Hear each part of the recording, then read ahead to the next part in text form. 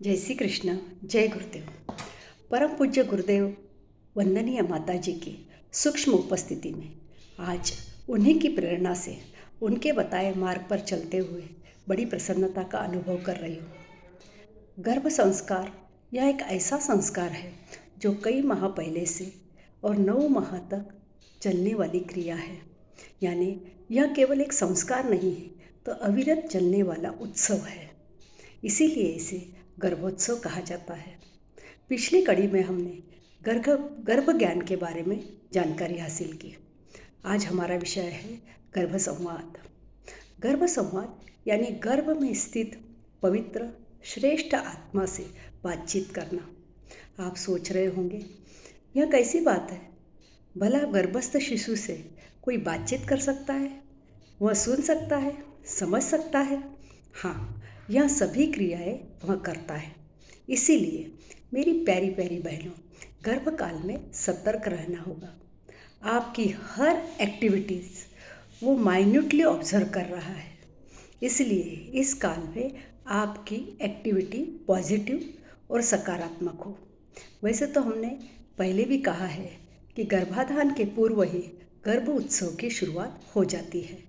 पर यदि आपको पता चला कि आप एक श्रेष्ठ बालक को जन्म देने जा रही हो तो आपकी जिम्मेदारी बढ़ जाती है।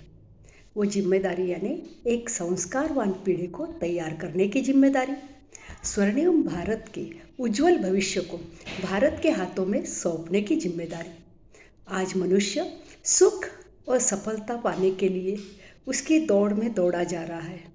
कोई सुख वैयक्तिक होते हैं, कोई पारिवारिक होते हैं, तो कोई ऐसे होते हैं कि पूरे राष्ट्र के लिए, पूरे संस्कृति के लिए, समुदाय के लिए आनंद और प्रसन्नता का कारण बन जाते हैं।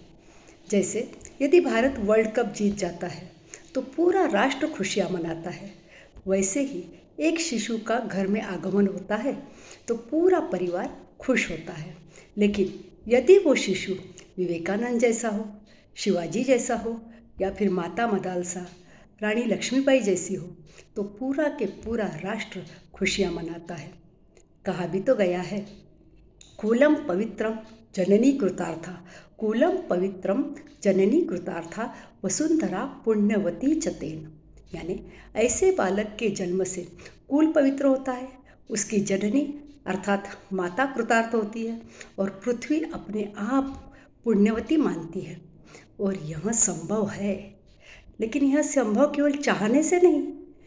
ऐसी आत्मा की चाह रखने वाली मेरी बहनों, हमारे ऋषियों ने कई हजार वर्ष पूर्व जो चिंतन दिया, यदि उसका माता पिता सही सही पालन करते हैं, माता पिता सही सही तैयारी करते हैं, तो ऐसी आत्मा को अपने परिवार में आमंत्रित करना संभव है। गर्भ संवाद एक ऐसा माध्यम है जिससे बच्चा और शिशु का भावनिक ही नहीं, आध्यात्मिक, मानसिक, शारीरिक, बौद्धिक विकास संभव है। वैसे तो गर्भ संवाद दिन भर माता अपने शिशु के साथ करे तो अच्छी बात है, ताकि उसे दिनचर्या से परिचित करवा सकती है। गर्भ संवाद के अनेक माध्यम हैं, जैसे स्वाध्याय के माध्यम से, संगीत है, कहानी है, पारिवारिक आपसी बातचीत है, सत्संग है, प्रवचन है, सज्जन व्यक्तियों से बातचीत है, प्रेरणादायी धारावाहिक देखकर, ध्यान के माध्यम से शिशु के साथ संवाद किया जा सकता है। संवाद सिर्फ माता ही करे ऐसा नहीं, पूरे परिवार के सभी जन शिशु के साथ संवाद कर सकते हैं। जैसे देखिए, आप सभी जानते हैं कि माता मदालसा ने अपने 3 गर्भस्थ शिशु को ब्रह्म ज्ञान प्रदान किया, तो वो शिशु तीनों के तीनों शिशु जो है वो ब्रह्मज्ञानी बन गए और एक शिशु को राजनीतिक ज्ञान देकर चक्रवर्ती राजा बना दिया। तो है ना, यह है एक प्रभावी माध्यम।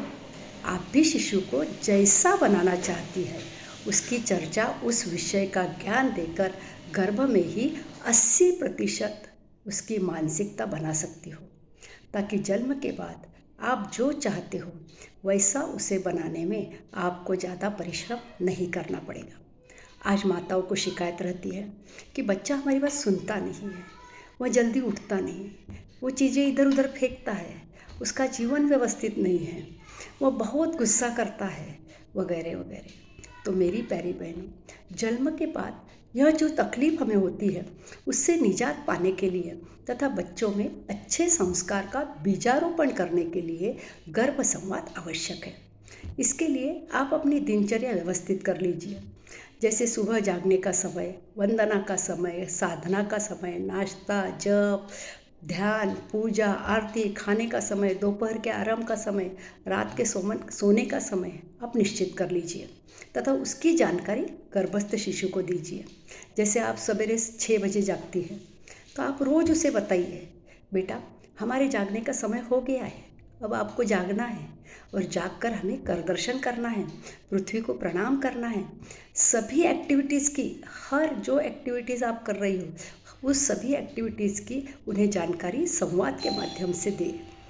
आप कहानी सुनाइए, कहानियाँ ऐसी हो जो नैतिक गुणों से परिपूर्ण हो, वीरों की कहानी, संतों की कहानी, या आप जिन गुणों को उसमें प्रस्थापित करना चाहती हो ऐसी कहानी उसे सुनाइए।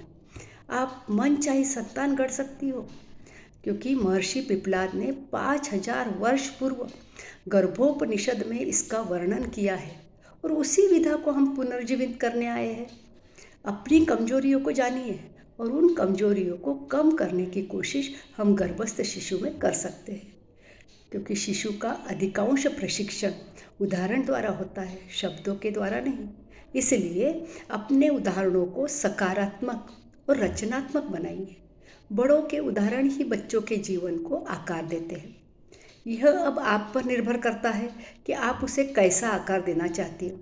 आप जब संवाद करोगे तब आप ये सोचिए कि हम भगवान से संवाद कर रहे हैं। बच्चे का आचरण हम चाहते हैं कि श्रेष्ठ हो, वह हमारा कहना माने, तो गर्भस्थ शिशु के सामने श्रेष्ठ आचरण प्रस्तुत करनी होगी। पहली शिक्षा उसे शिष्टता की देनी होगी। शिष्टता वह दिव्य अलंकार है जो उनको अत्यधिक आकर्षक बना देता है। दूसरी शिक्षा परिश्रम और परोपकार की दी जानी चाहिए। परिश्रमी बच्चे स्वस्थ रहते हैं, आलसी ना होने से आज्ञाकारी भी होते हैं। उनमें स्फूर्ति, ताजगी और प्रसन्नता रहती है। सजगता और सावधानी से बच्चों में अच्छे संस्कार उत्पन्न किए जाए तो उन्हें सही दिशा दी जा सकती है, जिससे वो योग्य नागरिक और सच्चरित्र व्यक्ति बने। गर्भ संस्कार यह उसका एक प्रभावशाली साधन है, जिसके माध्यम से आप बालक को संस्कारित बना सकती है। गर्भ संवाद यह एक बहुत विस्तृत विषय है, तो आज के लिए इतना ही। अगली कड़ी में इसके और भी जो आयाम हैं उसके बारे में जानेंगे। तब तक के लिए जय श्री कृष्ण, जय गुरुदेव।